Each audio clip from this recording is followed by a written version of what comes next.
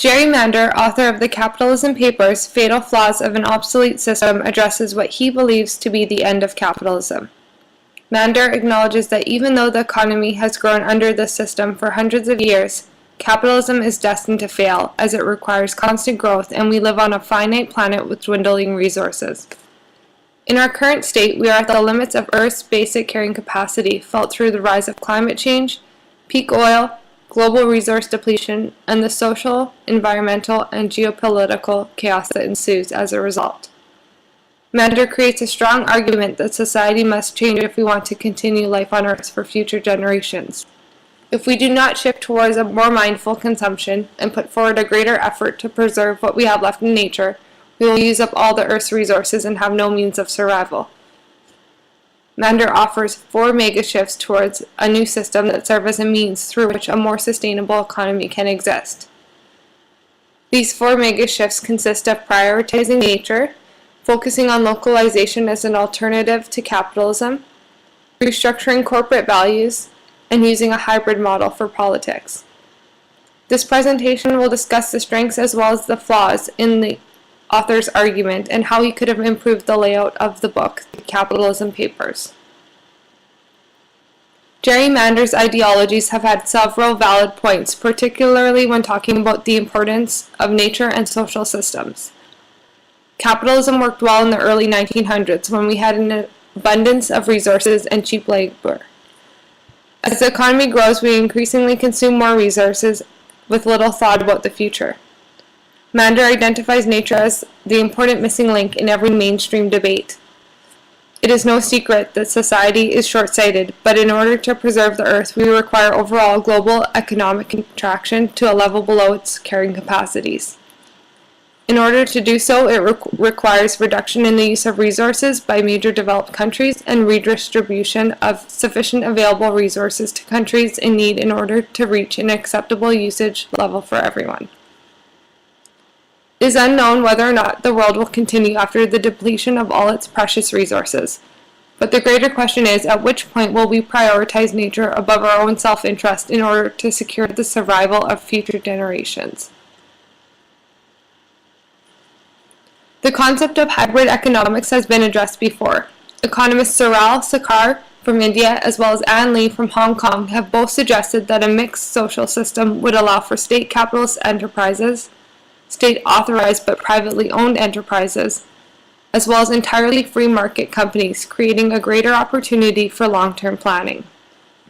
This concept is precisely what Mander pinpoints as he discusses the way that the either-or dynamic to discussion limits the incentive for society to cooperate. He is right in saying that people with opposing views need to come together and collaborate in order to find a long-term sustainable ground for the future. The major flaw of this book ironically results in the author's narrow sight in terms of localization, as there are many issues with relying on this type of system. He raises a good point that communities should seek local resources for consumption before reaching out to faraway places. When the book describes the ingredients in the typical plate of food on the American dinner table travels on average 1,500 miles from farm to fork, they imply that there must be more efficient ways to sustain the economy. Minimizing the amount of fresh goods that we import would also eliminate pollution to the environment incurred during transportation. Unfortunately, this concept is flawed because there are many regions with too cold of climates to maintain a fresh food supply all year round. This implies places that cannot maintain fresh food produce throughout the year would have to seek ways to artificially grow goods indoors, thus possibly doing just as much damage to the environment at a higher monetary cost. This theory also ignores the benefits of specialization and comparative production advantage in selective regions. The author's experiences also diminish the quality of work. The book drifts off topic early on as the author discusses his upbringing and educational experiences, removing the reader from the focus of the book and into the author's mindset. It is an interesting way to get the reader to understand how and why he identifies the issues, but his argument lost strength, and the book came across as less scientific and more anecdotal. 2 adjustments that would greatly improve this book would be including more supportive data and rearranging the presentation of the material.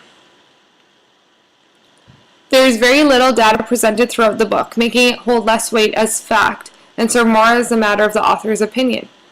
A lot of the theories that are introduced in the book have been picked from other authors' previous works. In addition, there is no research or data to suggest how the steps would change the system if set in place. As for the presentation of the material, the book identifies many issues with capitalism, but the author waits until the concluding chapter to propose the 4 mega shifts that will change the system. The argument would have been strengthened if these shifts were introduced earlier on in the book so the reader could follow the thought process easier.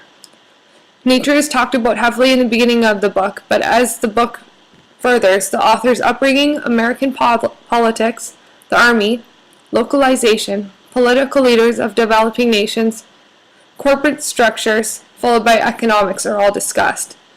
When so many different topics are introduced, it is hard to keep track, and the reader has to trust that each topic has relevance as to how it would preserve natural resources. Once the solutions were presented, you're left wondering who will enforce all these proposed changes.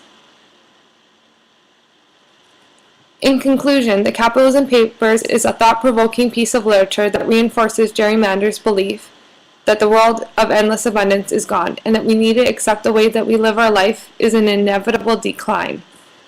Mander demonstrates how we as a society can evolve from the current economic decline, preserve our natural resources, and move into the hybrid model that will improve local systems and self-sufficiency. The book's observed flaws of the system are validated through the solutions that are suggested would improve the current state of the economy and social system we live in. The steps towards improvement are offered by Mander require full commitment, but the power of these changes would help salvage the remaining natural resources, allowing for long-term sustainability. Unfortunately, these steps would require immense universal commitment to achieve these goals, and it is unclear how these steps towards change would ever be implemented.